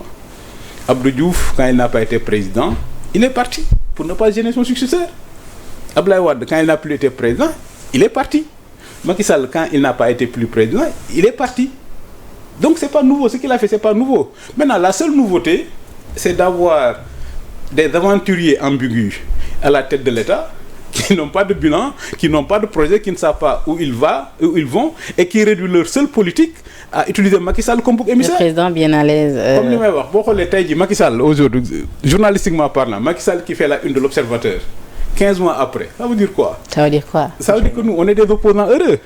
Pastef fait le travail à notre place. Parce que comme dit Napoléon, il ne faut jamais interrompre un adversaire qui se trompe. D'accord, mais... Donc nous, on laisse Pastef utiliser Macky Sall comme bouc émissaire. Ils ont perdu les 100 premiers jours. Ils ont perdu 1 an. Ils ont perdu 15 mois. Mais ils perdront 5 ans. Maintenant, en février 2029, ils vont dire aux Sénégalais, ouais, on a passé 5 ans à vous parler de Macky Sall. On va voir le bilan. Mais là, 2029, c'est simple. Mais sur une vidéo également qui circule sur le net, nous avons vu également un président très à l'aise au Maroc. Oui. Di jàng tranquillement Al-Khouran. Oui, di jàng anglais, oui. Di servir l'Afrique. Mais l'autre, ça dit le problème de Pastef. Et comme je dis, le problème de Pastef, c'est le ressentiment. Et nous aussi, on prie pour que le cancer du ressentiment qui est en train de se métastaser dans leur cœur guérisse. Les gens de Pastef n'aiment pas les gens heureux. D'accord. Les gens de Pastef n'aiment pas les gens qui réussissent. D'accord. Les gens de Pastef n'aiment pas la grandeur. Donc nous, on veut un Sénégal riche et prospère qui aspire à la grandeur. Mais regarde là, on monte aujourd'hui. Partout dans le monde, sur toutes les places financières, on dit le Sénégal est le pays le plus endetté d'Afrique. Alors qu'en 2024, on nous plaçait parmi les meilleures économies du continent. Oui, mais ça doit me lire poste bi nga xamanteni gis nañ ko Jeune Afrique, ñu ne la FMI suspend sa décision à la remise d'un nouvel inventaire sur la dette publique. En effet, l'institution internationale estime que le rapport de la Cour des comptes sénégalaise est incomplet. Ah bon? Ñu mel lañ lire ci page Jeune Afrique. Ah, tu vois, parce que c'était son objectif. Banaliser le Sénégal. Banaliser le Sénégal, les FMI. Oui, donnez-nous les bons chiffres. À partir du moment où notre Premier ministre lui-même dit que l'État fait du faux, pourquoi les FMI nous fait confiance? À partir du moment où on joue avec des institutions comme la Cour des comptes, on joue avec des institutions comme la Cour des comptes. C'est normal. Penda, nous sommes dans un cercle infernal. En 1 an, en 15 mois, Pastef s'est brouillé avec les FMI, terrorise le privé national, terrorise les investisseurs étrangers. Regardez l'histoire du pétrole.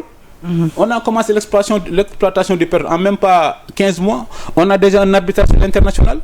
Comment tu peux faire de la traque fiscale quand il n'y a pas de création de richesse? Pastef va encore davantage appauvrir les Sénégalais. Un pays, la fiscalité, l'État a 2 mains. La main droite qui taxe les entreprises et les particuliers parce qu'ils créent la richesse. Et la main gauche qui redistribue. C'est la main droite qui a été amputée. L'économie ne fonctionne pas.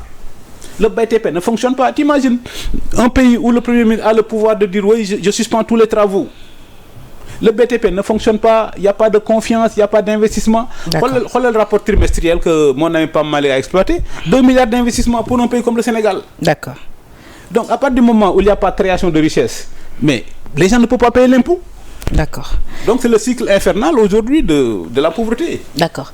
Alors monsieur le ministre rapidement lu moo signal que ni waxtu bi li ci des bëritul mais bëggoon naa am sa gis-gis ci nu mu gën ci tënk rek ci innovation également yi nga xam ne apporté nañ ko ci règlement intérieur Assemblée nationale am na nag benn bi nga xamante ni xaw na ki jur coow fan yi mu di article 56 bi nga xamante ni wax na leen dorénavant en cas de besoin magistrat yi dinañ leen woo ci Assemblée nationale ngir ñu mu leen déglu. mais du yoon du dëgg du yoon li may wax il faut que dañu déglu ko bu baax les régimes totalitaires ils utilisent la violence et la manipulation pour arriver au pouvoir le parti nazi en Allemagne loolu la def mais pour rassurer les Sénégalais je leur dis l'Allemagne qui est le pays de la pensée est tombée dans le piège des nazis. L'Allemagne, le pays de la pensée, le pays de Kant, de Goethe, de Hegel, tout ce qu'il y a de plus intelligent, c'était allemand. Ils sont tombés dans le piège des nazis. L'Italie, le pays de l'Empire romain, est tombé entre les mains de Mussolini. Donc c'est tout à fait normal que notre vieille démocratie, le pays de Senghor, tombe entre les mains de Pastef. Mais maintenant, il faut que les Sénégalais soient conscients sur les next steps. Parce que comparer, c'est important. Les nazis là, quand ils sont arrivés au pouvoir, ils ont dit nous sommes arrivés au pouvoir. Maintenant, pour instaurer notre régime totalitaire, il nous faut deux choses. Détruire la presse et domestiquer la magistrature. Les deux, si Pastef gagne le combat contre la presse et parvient à domestiquer les magistrats, nous serons dans un régime totalitaire. Mais ces deux combats, ils ne peuvent pas les gagner à cause de l'écosystème démocratique du Sénégal qu'on construit depuis 1960. Ils ne peuvent pas le gagner parce que dans notre pays, le système est plus fort que les hommes. C'est ça qu'ils n'ont pas compris. Monsieur Ousmane Sonko ne peut pas être plus fort que le système. Et c'est pourquoi et la Cour suprême le lui a montré en rejetant son rabat d'arrêt. Il lui montre que le système est plus fort que les hommes. Le système de la magistrature, on est là pour dire le droit. On n'est pas là pour dire le droit en lien à des contextes politiciens. On n'est pas là pour dire le droit pour plaire à un premier ministre. Mais la domestication de la magistrature. Donc vous êtes contre la présence des magistrats à l'Assemblée nationale? Mais bien sûr. Mais ça viole fondamentalement le principe de séparation des pouvoirs. D'accord. Nous, dans la Constitution, là, les pouvoirs sont séparés. Il y a l'exécutif, le législatif et le judiciaire. Comment tu peux imaginer un député... On peut convoquer un juge à l'Assemblée nationale pour dire oui, tu nous parles de quand même. Séparation des pouvoirs. Et toutes les démocraties le savent depuis que Montesquieu l'a théorisé et les Américains l'ont appliqué dans leur constitution qui date de 1789. Maintenant si innovation, Pasteur veut inventer du nouveau droit et puis on verra. Mais ils n'inventent absolument rien. Hein. Ce qu'ils veulent là, c'est cohérent. Ça veut dire qu'ils veulent dominer la presse et domestiquer la magistrature. Ce combat-là, c'est pas le combat de la presse, c'est pas le combat des activistes, c'est le combat des magistrats. Et j'imagine et je pense que les magistrats vont mener leur propre combat. Parlons de l'Assemblée nationale. Également, nous avons un président qui a porté plainte à Bachir Fofana. Ouais, mais ça, c'est dans l'ADN de Pastef. C'est dans l'ADN de Pastef. C'est-à-dire, les démocraties sont bruyantes. Les démocraties vont avec le débat. Et la seule vertu d'un citoyen dans une dictature, c'est le silence. C'est ça. Mais lis la presse française, lis la presse américaine, lis la presse de la grande démocratie. Est-ce que ça en valait la peine? C'est un chroniqueur. Il donne son opinion. Mais tu n'es pas d'accord avec lui. Tu estimes que... Mais fais-lui une précision. Fais-lui une mise au point, c'est prévu par le droit de la presse. Oui, mais son connaît liberté d'expression, oui, mais liberté d'expression également ne signifie pas dire du n'importe quoi. Dans ce pays-là, il y a une opposition, et pourtant, vous allez soutenir. Mais est-ce que tu te rappelles de l'opposition de Pastef? Est-ce que nous, et c'est ça notre fierté. Depuis 15 mois, est-ce que vous avez fait grenade? 15 mois, est-ce que vous avez fait grenade? Non, parce que nous avons nous sommes des républicains, nous sommes des gens civilisés. Non, nous sommes des guerriers. Je vais donner une métaphore. Je donne un exemple historique. Ce qui nous arrive au Sénégal, c'est comme quand les Mongols... D'ailleurs, le PM, c'est comme quand les Mongols... Non, ce qui arrive au Sénégal, c'est comme quand les Mongols ont envahi Bagdad. Bagdad, c'était le centre de la civilisation. Nous sommes des républicains. Et ce qui s'est passé entre 2021 et 2024 au Sénégal, c'est un intermède malheureux qu'il faut fermer rapidement. Donc vous vous opposez d'une manière très républicaine. Non, nous ne voulons pas de la démocratie des furies. Nous ne voulons pas de la démocratie des violences. Nous, notre objectif, c'est 2029, de reprendre le pouvoir sans qu'il y ait un seul coup de feu ou une seule grenade. Et nous allons y parvenir. Maintenant, si Sonko nous attend, comme je dis, la pire vengeance, c'est de ne pas ressembler à son adversaire. Nous, on ne peut pas ressembler comme Pastef. Comme je dis, nous sommes dans la gatsa d'idées. Nous, nos cocktails Molotov, ce sont des idées et des propositions alternatives. Et c'est pourquoi nous, au lieu de brûler des pneus, de jeter des cocktails Molotov, on a mis en place un shadow cabinet pour qu'en partir de 2029, comment rattraper les 5 ans que Pastef va perdre? Nous, on va reprendre le pouvoir dans le calme, dans la démocratie, en étant de bons républicains. Nous, on ne fera pas Pastef. bu dee foofu la ñuy xaar du ñu fa fekk. D'accord bi mu dellu see foofee ca Séville le président Bassirou Diomaye Faye réagit également aux décès survenus lors d'interventions policières à Cambérène et Rosso. Il promet des enquêtes impartiales, des sanctions rigoureuses et dénonce des scènes insoutenables et inacceptables. Mon opinion, c'est que le président de la République, monsieur le président de la République, aurait dû attendre la fin de l'enquête. Le président de la République aurait dû attendre la fin de l'enquête. Le Sénégal a une excellente police. Contrairement à la propagande de Pastef, le Sénégal a une bonne police, le Sénégal a une très bonne gendarmerie. Évidemment, personne ne peut accepter les bavures, mais je suis de ceux qui pensent que le président de la République aurait dû attendre la fin de l'enquête. Il aurait dû attendre la fin de l'enquête avant de se prononcer sur la question. La police a ouvert une enquête. Attendons d'abord les résultats de l'enquête. Mais la police du Sénégal, que je connais, est une excellente police, est une police très professionnelle. Maintenant, il peut y avoir des bavures, comme on en a aux États-Unis, on en a en France, même en Grande-Bretagne, où la police n'est pas armée. À la limite, en Grande-Bretagne, il y a aussi des bavures. Mais le président de la République aurait dû attendre. Mais, Penda, il faut que les Sénégalais soient conscients de l'histoire de leur pays. En 1988, il y avait des bavures policières. C'est ça qui a été à l'origine de la radiation des policiers. 88. Le Sénégal a été presque le seul État où, en 24 heures, tous les policiers ont été radiés parce que la police avait procédé à une bavure qui avait entraîné une mort d'homme. Donc il n'y a rien de nouveau sous le soleil. Il ne faut pas qu'on... Voilà. Il y a des incidents, nous le regrettons, mais il ne faut pas aussi qu'on en profite pour jeter le bébé avec l'eau du bain, l'eau du bain, et puis en étant dans le singulier collectif. Globalement, les forces de l'ordre du Sénégal sont très professionnelles et sont souvent citées en exemple dans le monde, et nous pouvons être fiers de nos forces de l'ordre en général. Quand tu vois le conflit en Casamance, c'est un conflit qui a duré 40 ans, mais c'est un conflit qui a été mené et gagné dans le cadre de l'état de droit. Les policiers du Sénégal, les gendarmes du Sénégal font le travail dans le cadre du respect de l'état de droit. Et c'est pourquoi il ne faut pas qu'on leur jette l'opprobre. Pourquoi qu'on leur jette l'opprobre. Le président également. Nous attendons aussi, monsieur le Premier ministre l'avait promis sur le parvis du Grand Théâtre, nous attendons aussi les résultats de l'enquête sur la mort des 2 gendarmes qui avaient disparu. Parce qu'à l'époque, Pastef étant dans l'opposition, avait présenté le Sénégal comme le Chili de Pinochet, où l'État, de façon volontaire, pouvait organiser la disparition de personnes. Monsieur le Premier ministre en avait parlé au parvis du Grand Théâtre quand il avait été invité par la JPA. 15 mois après, on attend encore les résultats. Parce que c'est important qu'on sache que la police du Sénégal, ce n'est pas la police d'Haïti, ce n'est pas des tontons macoutes, c'est des fonctionnaires de police qui sont très bien formés et qui généralement puis sont très professionnels et exercent leurs fonctions dans le cadre de l'état de droit. Sommet États-Unis d'Afrique également prévu du 9 au 11 juillet 2025. Le président Bassirou Diomaye Faye dina ci assister mu nekk ab sommet bi nga xam dina dajale lu toll ci 5 juróom ci suñu ay président fii ci Afrique ñu war a waxtaanee li nga xamante ni moom moo di jafe-jafe ñu am ci wàllub sécurité ak ci wàllub économie. Waaw foofu Sénégal sur invitation de Donald Trump. Waaw je me réjouis que le Sénégal soit invité. Mais boobu moom mënuñu ko jàppee tam Mambal. comme ni ngeen koy waxee daal. Non, ça dépend ci discours ba mu fay tën ak la mu fay defi mais xam nga lu tax américain yi moi je me réjouis que le président de la République soit invité à ce sommet parce que ça permet au Sénégal de tenir son rang xool dëkk yi ñu invité parce que États-Unis lu ñuy doyee mooy démocratie ak économie et puis ce pays là le Sénégal est la plus vieille démocratie du continent. Et puis les États-Unis là-bas de l'autre côté de l'Atlantique, les États-Unis c'est la plus vieille démocratie là-bas. Donc il y a toujours une alliance naturelle entre les deux plus vieilles démocraties. Et c'est pourquoi chaque fois qu'un président américain vient en Afrique, l'étape du Sénégal est obligatoire. L'étape du Sénégal ne se justifie pas par l'économie du Sénégal, parce qu'économiquement nous ne posons rien. L'étape du Sénégal ne se justifie pas par notre démographie, parce que nous sommes 15 millions alors que le Niger est presque 200 millions.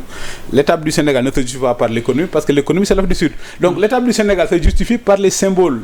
Cette alliance qui existe depuis 1960, depuis Senghor et Kennedy, entre les deux plus vieilles démocraties. Maintenant, c'est un sommet sur la démocratie et sur l'économie. Et malheureusement pour l'économie, le Sénégal a une fenêtre de tir exceptionnelle pour être dans 10 ans ou dans 5 ans une future Dubaï et une future Suisse. Mais malheureusement, les aventuriers ambigus que nous avons à la tête de l'État n'ont pas de vision et n'ont pas de stratégie.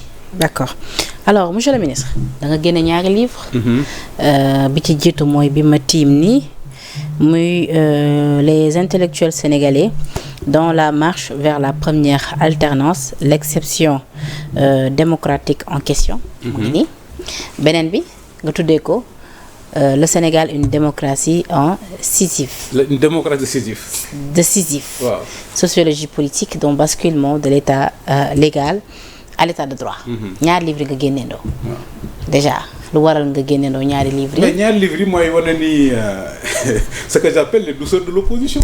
Parce que boo nekkee au pouvoir c'est ça comme ça que la démocratie fonctionne mais l'exercice du pouvoir est difficile compliqué complexe et ça il faut qu'on dise à nos amis de Pastef qu'ils acceptent les servitudes du pouvoir. Les servitudes du pouvoir c'est accepter la critique, c'est accepter l'opposition, c'est accepter que ce que vous faites soit critiqué, la presse, les activistes, nous on l'a accepté. Maintenant les douceurs de l'opposition, quand vous revenez dans l'opposition, parce que l'opposition est comme dans l'aéroport, c'est une sorte de transit.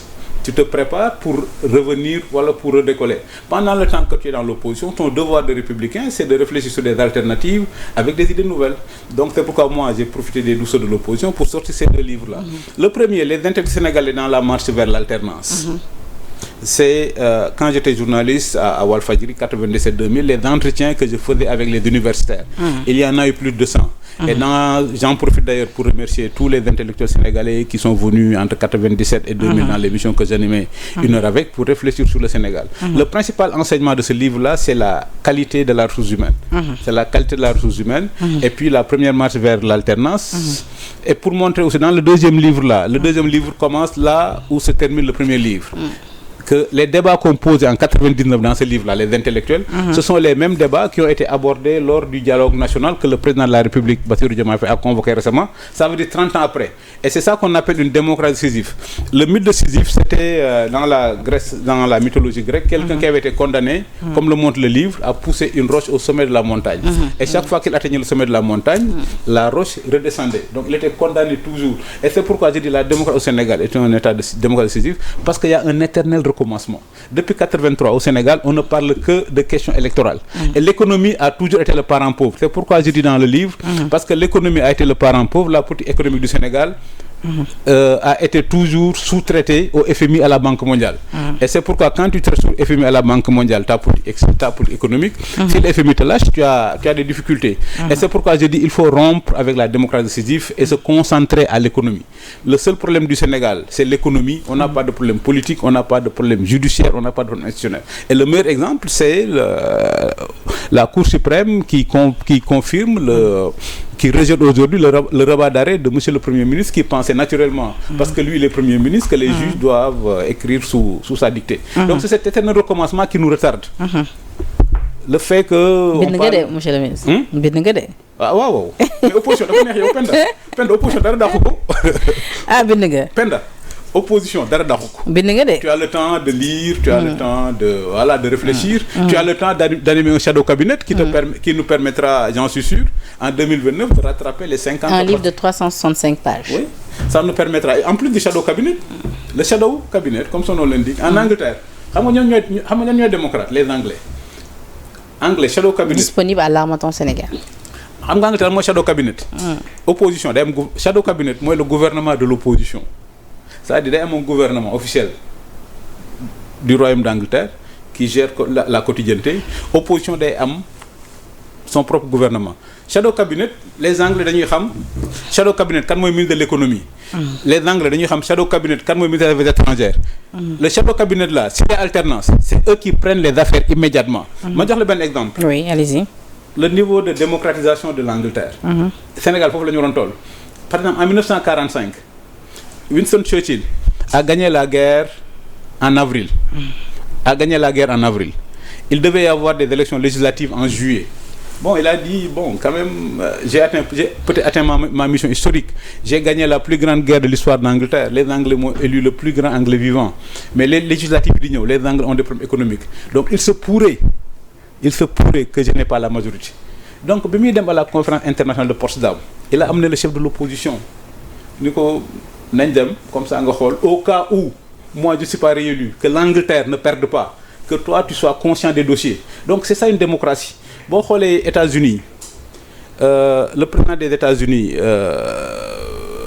Kennedy, avant d'envoyer les premiers conseils militaires au Vietnam, il a consulté le chef de l'opposition, il dit que voilà ce que je dois dire.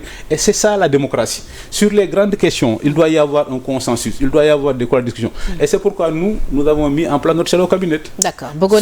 Sur la politique extérieure, regarde aujourd'hui, la politique extérieure là, nous sommes passés de première ligue à navétane. Donc nous sommes prêts en 2029, quand nous reviendrons aux affaires, immédiatement de redonner au Sénégal sa place. Alors, et en 2029, la première chose que nous ferons, c'est de dire au monde que Sénégal is back.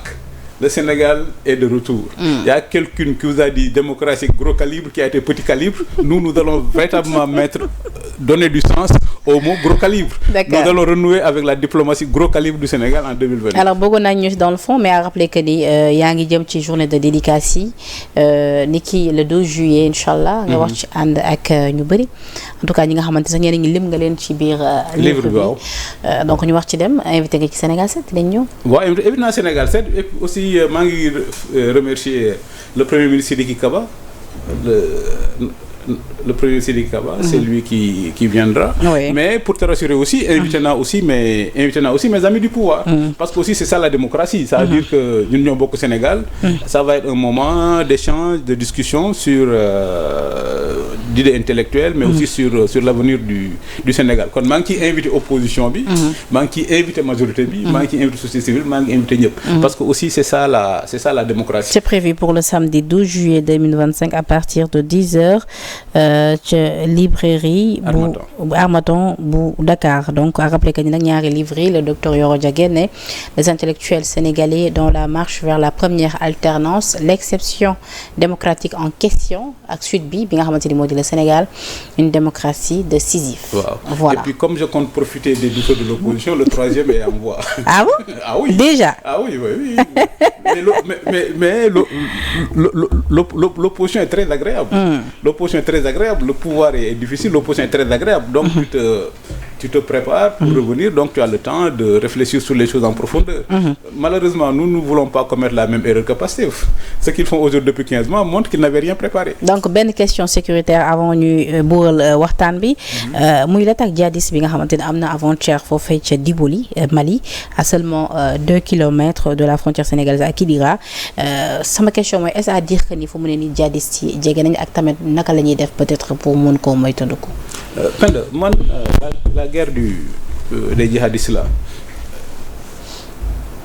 les officiers que j'ai formés à OBEMS, bureau militaire d'enseignement supérieur, depuis 10 ans, les militaires me disent que tu as été le grand théoricien de la guerre de l'Est, parce que aussi géopolitique et histoire, parce que quand tu lis la littérature des djihadistes là, nous les intellectuels, on perd du temps en parlant du congrès de Berlin, des frontières, et de la colonisation. Eux, les djihadistes, eux, au moins, ont transcendé ça. Pour eux, il n'y a pas de frontières. Pour eux, il y a Dar al-Islam ou Dar al-Harb. Dar al-Islam, c'est un pays à hégémonie musulmane. Dar al-Harb, c'est un pays où une terre d'islam, une terre d'impiété. Pour les djihadistes là, les terres d'islam, c'est Sénégal, Mauritanie, Mali. Pour eux, le Burkina n'est pas une terre d'islam parce qu'il n'y a pas une hégémonie, il y a pas une hégémonie musulmane. Donc moi, depuis 10 ans, quand tu lis mes écrits, je parle de ça. Parce que les djihadistes parlent clairement qu'ils veulent créer un émirat dans le Sahel. Et s'ils créent un émirat dans le Sahel, il leur faut accéder à l'Atlantique. Et à partir du Mali, le truc le plus proche, c'est le port de Dakar. C'est le port de Dakar pour accéder à l'Atlantique. Quand la France est intervenue, l'opération Serval, à l'époque, dans mes cours à l'école de guerre, je l'avais même écrit que c'était un impérialisme vertueux. À la limite, ça avait choqué beaucoup de personnes. Pourquoi impérialisme vertueux? Moi, je parlais en tant que politologue sénégalais. Parce qu'en 2011 ou 2010, personne ne pouvait imaginer que des djihadistes pouvaient marcher et prendre Bamako. N'eût été l'intervention de la France, les djihadistes pouvaient prendre Bamako. Et si les djihadistes avaient pris Bamako, ils deviendraient les autorités légitimes du Mali, donc ils feraient à nos frontières. Donc c'était ça le problème. Et moi j'avais dit à l'époque, il fallait que le Sénégal profite. C'est pourquoi j'avais dit impérialisme vertueux. Pour nous, il fallait que le Sénégal profite de la présence française au Mali, qui retient les djihadistes, pour avoir un sursis stratégique. Parce qu'à l'époque, j'avais dit que tôt ou tard, la France partira. Parce que en géopolitique et dans l'histoire, les forces expéditionnaires, que ce soit la France hier, les Russes aujourd'hui, les forces expéditionnaires ont toujours deux problèmes. Le temps, qui est imbattable. Les forces expéditionnaires, c'est ça pourquoi les Américains ont perdu la guerre au Vietnam, ils l'ont perdu en Afghanistan. Et c'est pourquoi les Russes ont perdu la guerre en Afghanistan. Les forces expéditionnaires ont toujours deux adversaires imbattables. Le temps, parce que dès que les Français sont arrivés, les djihadistes ont dit, mais nous sommes dans l'adresse des Diphoras depuis le néolithique. Les Français sont venus une fois, ils sont restés 80 ans, colonisation. Et cette fois-ci, ils ne resteront pas 80 ans. Tôt ou tard, ils partiront. Et c'est pourquoi moi, j'avais dit à l'époque, il fallait que le Sénégal profite de ce sursis stratégique de la présence française au Mali pour être à niveau. L'autre fait qu'une force expéditionnaire, l'autre ennemi d'une force expéditionnaire, c'est l'évolution du pays qui envoie les troupes. D'accord. Par exemple, en 2017, si Marine Le Pen avait gagné les élections, je ne suis pas sûr que la France serait restée plus longtemps. Aux États-Unis, il y a eu alternance et puis Biden a décidé de retirer les troupes Donc, j'avais dit à l'époque que le Sénégal devait profiter de ce stratégique pour se mettre à jour. Il y a eu, stratégiquement, le Sénégal a fait deux choses. Le Sénégal a essayé le multilatéralisme en aidant le Mali avec la MINUSMA. Présence au Mali pour continuer. À l'époque, quand on parlait des djihadistes, on parlait des Touaregs, des Arabes. Maintenant, quand on parle de djihadistes, ce sont des gens comme nous. Des gens qui parlent peul, des gens qui bambardent. Donc on a essayé le multilatéralisme, ça n'a pas marché. Ouais. Maintenant, tout ce qui nous reste, comme je dis, il faut que les États ne sont pas des agents moraux. Le Sénégal, aujourd'hui, son intérêt, c'est la doctrine anglaise. Les Anglais disent, l'Angleterre n'a pas d'allié permanent ni d'ennemi éternel. La seule constante pour l'Angleterre, c'est de se donner les moyens de défendre son île. Ce que les Américains reprendront sous la forme de la doctrine de Clinton. Multilatéral when we can, unilatéral when we must. Le multilatéral, on l'a essayé, ça n'a pas marché. D'accord. Maintenant, tout ce qui reste, c'est unilatéral. Maintenant, la seule vocation du Sénégal aujourd'hui, quand tu as des djihadistes, au début, quand il était à 60 km, j'avais fait un tweet pour dire ils se rapprochent. Maintenant qu'ils sont à 2 km, tout ce qui nous reste aujourd'hui, c'est se donner les moyens de défendre notre territoire. D'accord. Et maintenant, se donner les moyens de défendre notre territoire, ce n'est pas ce que font le Premier ministre et le ministre de la Défense. Un Premier ministre qui va au Burkina Faso, on dit oui, nous allons signer des accords économiques et des accords sur la sécurité. Notre ministre de la Défense qui va à Bamako pour dire oui, nous allons faire des patrouilles mixtes. Parce que ce comportement du Premier ministre et de notre ministre de la Défense font que les djihadistes vont considérer le Sénégal comme un État belligérant.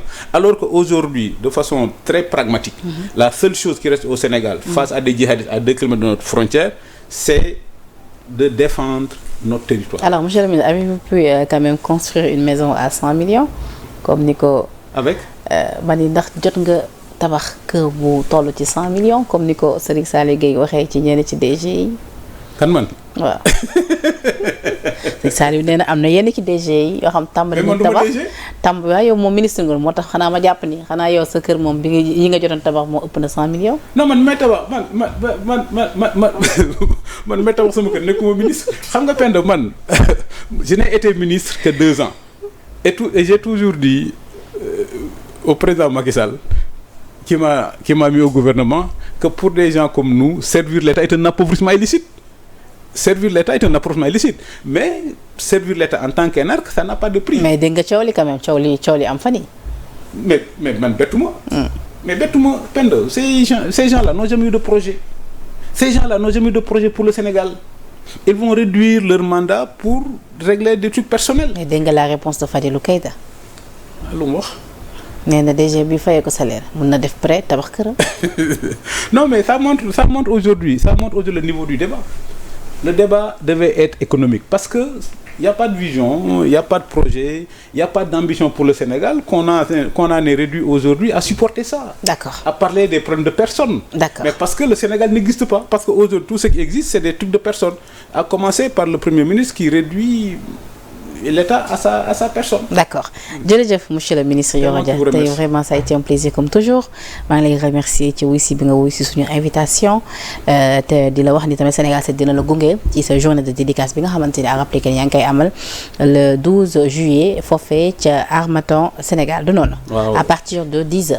10h voilà jërëjëf Penda et puis maa ngi ciy profiter aussi pour nuyu borom kër gi. maa ngi nuyu Papi Kane bi nga àndal. waaw maa ngi nuyu Pape Ngagne Ndiaye moom sama mbokk la ñoo c'est vrai ñoo bokk village yi. dëgg la nuyu ko baax a baax jërëjëf Penda maa ngi nuyu ses auditeurs di la remercier encore une fois ci doo nuyu waa Paris invitation bi waa Paris fi nga jógee barki dem waaw waa Paris waa xam nga. waa Toulouse également nuyu leen. waaw bi ma demee Paris ma dégg foofu ñuy wax affaire canicule de rek kii ba jël di mais ñun ay sahéliens lañ ça c'est notre.